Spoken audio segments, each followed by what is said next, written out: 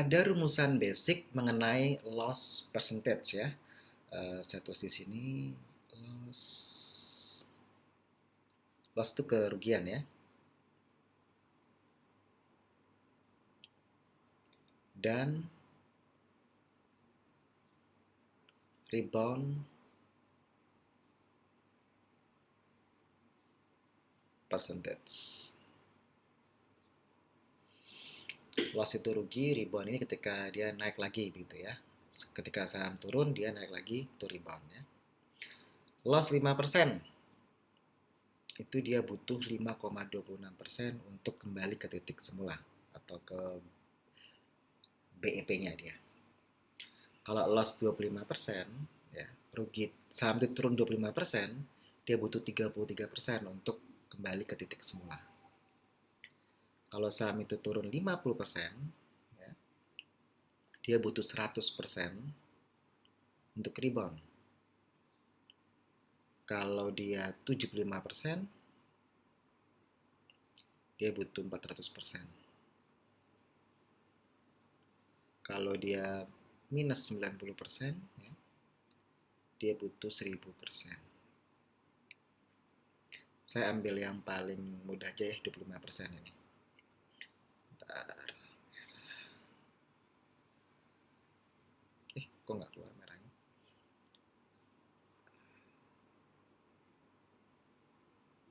Ya, ambil contoh yang ini ya, 25%.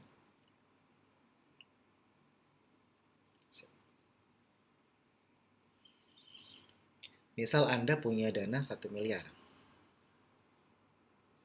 1 miliar. Anda belikan saham, rugi. Rugi 25%.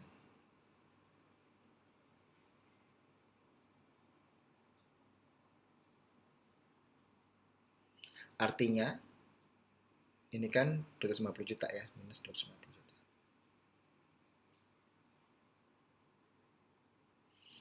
Dana Anda sisa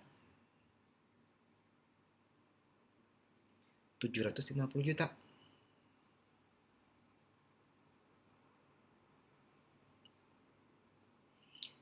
Apakah untuk mengembalikan dana Anda menjadi 1 miliar lagi, kita harus untung 25%? Reboundnya harus 25% untuk mengembalikan minus 25%? Tidak. Coba ya, kita lihat ya. 750 juta, kita kalikan 25%. Kan tadi rugi 25% nih. Bisa nggak kalau kita dengan rebound 25% dapat lagi 1M? Hasilnya ini adalah 187 juta 500 ribu. 750 juta ya, yang sisa dana tadi ditambah seandainya kita untung 25% seandainya ya, 187,5 juta, hasilnya berapa? 937,500 juta. 937 juta 500 ribu gitu ya, sorry. Jadi bukan 1 miliar.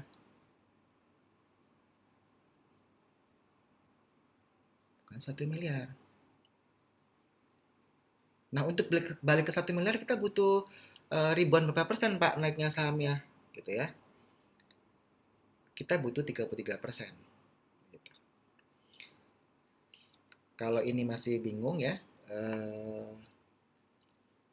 kita pakai rumus Shabing ini juga bisa ya. 750 juta dikali 1,25. Ini cara cepatnya ya. Kalau nggak mau ngitung begini, cara ini. Gini aja.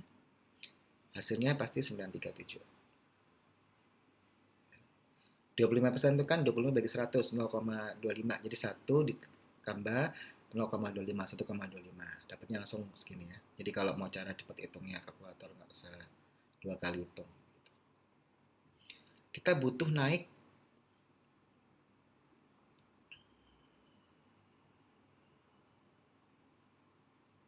33% supaya bisa 1 miliar.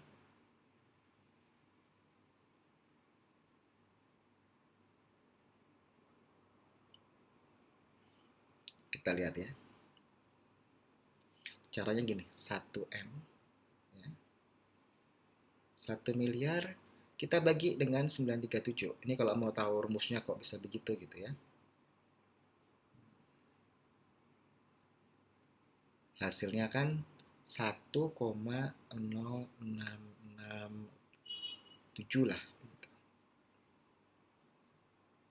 Berarti kan ini 0,667 ini yang kita jadi pengurangnya. 1 itu 100% dikurangi 0,66 gitu ya. Sama dengan 0,33. Ya kan? Kita kalikan 100%. 33%. Ya. Ini yang cara untuk misalkan 33% dari mana gitu ya. 33%. Kok nggak bisa, bentar ya.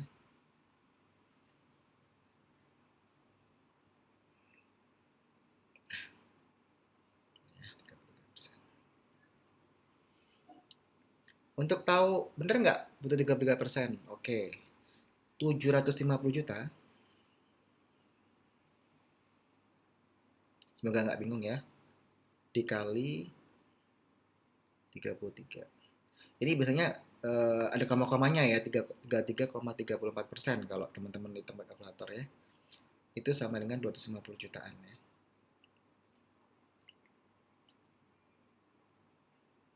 250 juta something lah. Sehingga 750 juta ditambah 250 juta sama dengan 1 miliar. Ini contoh simpel ya. Jadi, ketika Anda rugi 25% ya, di sini ya, itu Anda membutuhkan 33%, sahamnya harus naik 33% supaya Anda balik modal ke 1M lagi. Seperti itu ya. Ruginya 25%, itu Anda butuh 33% naik saham itu supaya bisa nutup 1 miliar, kembali ke modal awal. Ini sebagai gambaran bahwa kita harus berhati-hati ketika kita melakukan trading di saham maupun investasi di saham ya. Ini karena kita segmennya trading. Nah, saya mau tekankan lagi bahwa sebagai seorang trader, cut loss itu hal yang biasa dan wajar. Bayangkan jika Anda hold suatu saham, Anda beli suatu saham, Anda tetap hold itu saham, Anda tetap pegang itu saham. Ketika harga saham tersebut turun ke 5%, Anda tidak melakukan cut loss. Anda masih hold. Untuk trading ya, day trading begitu ya. Anda masih hold ketika harga saham turun 25%, Anda masih hold juga. Jadi ketika dia turun 5%, Anda hold gitu ya. Ketika harga saham turun 25%, Anda tetap hold gitu. Bahkan hingga turun 75%, Anda masih hold. Anda ingat ya, ketika dia turun 75%, ya ini, Anda butuh berapa? Anda butuh 400% kenaikan harga sahamnya untuk bisa kembali modal.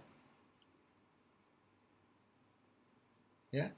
Jadi kadang-kadang teman-teman yang suka nyangkut itu suka lupa gitu ya, bahwa gila kalau gue minus 75%, gue harus balikin 400% loh. Harus naik 400% harga sahamnya supaya kita bisa kembali ke modal awal. Makanya biasanya seorang trader itu 5% atau 3% dia udah cut loss. Ini beda dengan investasi ya. Kalau tadi kan yang di contoh satu, Ibu Susi ya, itu dia ketika dia turun 30% dia malah beli. Karena dia tahu itu investasi, saham-saham yang dipilih, saham-saham dengan fundamental bagus, strong fundamental.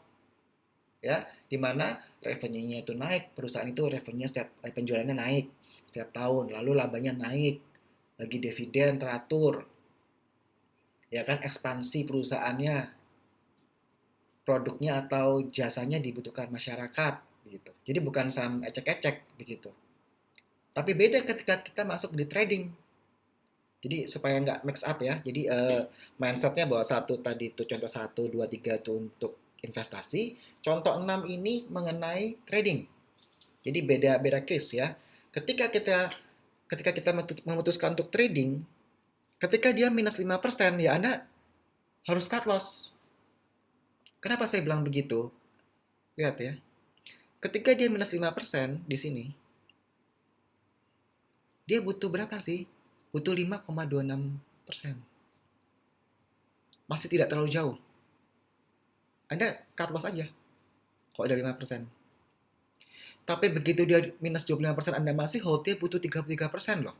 Ketika dia minus 75%, Anda butuh 400%. Apalagi kalau minusnya 90%, butuh 1000%. Gila. Ya kan? Belum tentu itu saham bisa rebound segitu. Makanya seorang trader itu cut loss adalah hal yang biasa dan wajar. Jadi ini supaya mindsetnya dapat ya untuk teman-teman. Bedakan mana investasi, mana trading.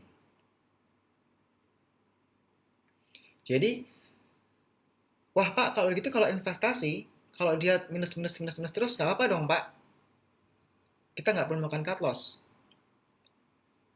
Ya, bisa. Kita tetap hold, kita lakukan averaging down. Asal kita paham bisnis model dari emiten tersebut, dari perusahaan tersebut. Kita paham kinerja perusahaan tersebut.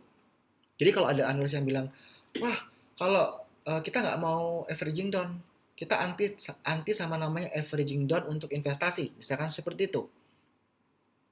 Bisa saja benar, tapi kita juga bisa melakukan cut loss di investasi ketika kita tahu bahwa ada satu kejadian atau perusahaan tersebut mengubah bisnis modelnya, atau kita tahu bahwa perusahaan tersebut sudah tidak lagi sehat, sehingga kita harus melakukan cut loss. Jadi kita harus melihat benar-benar uh, bisnis modelnya seperti apa, ada kejadian apa sehingga perusahaan tersebut yang awalnya fundamentalnya strong jadi fundamentalnya jadi weak, jadi fundamental yang buruk. Jadi benar-benar bahwa kadang-kadang orang bilang ya udahlah beli saham A terus kita tinggal tidur aja 5 tahun lagi baru kita cek. Kalau kita tidak begitu, ya, at least kita akan memantau saham kita itu 3 bulanan, ya. Kita untuk tahu bahwa ada apa sih perusahaan ini turun kenapa sih? Oh kita melakukan averaging down karena memang dia tetap bagus sebenarnya. Ini kesempatan. Atau kita melakukan uh, review. Biasanya kita selalu melakukan portfolio balancing itu di November Desember ya. Nah di situ kita mereview saham-saham yang kita investasi maupun semi investing maupun following trend atau kita bilang middle trading gitu ya atau swing trading, kita selalu di November Desember itu kita review ulang saham-saham mana yang kita bisa lepas, kita beli saham lain gitu, atau ini tetap di portofolio investasi jangka panjang kita, iya kan? Misalkan saham HMSP misalkan, wah kok turun terus aja ya, nggak naik-naik ini trennya. Apa kita mau tetap pegang ini saham? Ada sentimen apa sih? Oh orang sekarang sudah nggak mau merokok, lebih lebih peduli sama kesehatan. Oh ada masalah cukai misalkan. Beda dengan GGRM misalkan. Oh gudang garam cukai oke naik, dia juga melemah harga sahamnya.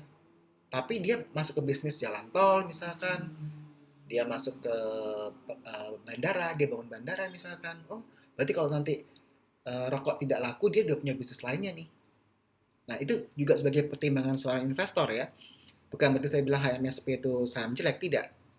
Tapi masing-masing investor dia harus memiliki gambaran umum perusahaan ini, emiten ini, pergerakannya akan seperti apa ke depannya.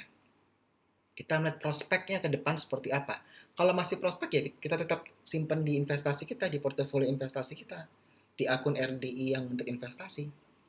Tapi kalau kita melihat, wah ini saya nggak suka nih, saya nggak cocok nih, ya udah saya jual, saya ganti saham yang lain. Nah, itu pentingnya kita melakukan review, ya, review terhadap saham-saham yang kita miliki. Bisa 1 tahun sekali, bisa 3 bulan sekali, atau 5 tahun sekali, silahkan. Ya, jadi masing-masing investor itu bisa melakukan review itu. Begitu. Kalau nabung saham kan tadi saya awal-awal saya bilang bahwa oh at least Anda 1 bulan sekali itu masuk 2 kali di akun Anda yang investasi karena Anda setor dana untuk jadi terima gaji, Anda setor ke rekening dana investasi Anda. Lalu ketika Anda melakukan pembelian, beli nyicil nabung saham, Anda juga akan masuk ke akun Anda kan. Nah, at least Anda sudah secara tidak apa ya, secara otomatis Anda sudah oh saham saya hijau, hijau, hijau, hijau, oh ini masih merah nih. Gak apa-apa lah saya beli lagi karena kinerja perusahaannya masih bagus, fundamentalnya masih bagus. Tapi apabila ada satu kejadian yang membuat perusahaan tersebut misalkan, oh ada public expose gitu ya, suatu emiten, dia bilang, saya dari perusahaan yang awalnya misalkan batu bara, sekarang saya eh, ganti ke emas misalkan. Kita lihat prospek emas bagus nggak? Kenapa nih perusahaan batubara mau ganti ke emas gitu ya? Ya itu kita lihat lagi di public expose-nya emiten tersebut. Kalau emang itu bagus, ya kita tetap hold. Tapi kalau kita bilang, ini belum pengalaman ngapain dia pindah ke emas ya? Saya nggak suka ah. Oh batubara ke depan nggak akan bagus nih karena nggak ramah lingkungan. Saya lepas deh. Nah itu boleh. Yang penting seorang investor dia harus tahu ya, eh, kenapa dia beli saham tersebut. Alasannya apa? Jadi ketika Anda mau beli, Anda sudah tahu kenapa saya beli saham ini. Ketika Anda ingin melakukan penjualan atau cut loss, Anda harus tahu juga kenapa saya mau melakukan cut loss. Seperti itu.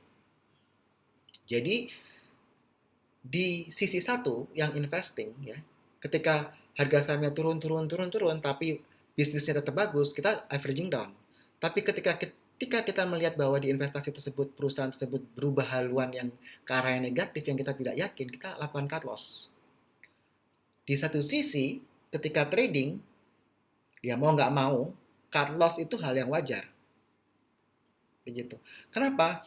Ya karena tadi kita lihat, wah butuh minus 25% saja, itu butuh 33% untuk balik modal.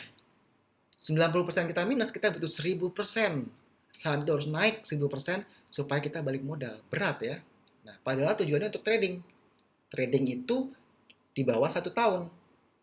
Kalau investasi di atas 1 tahun.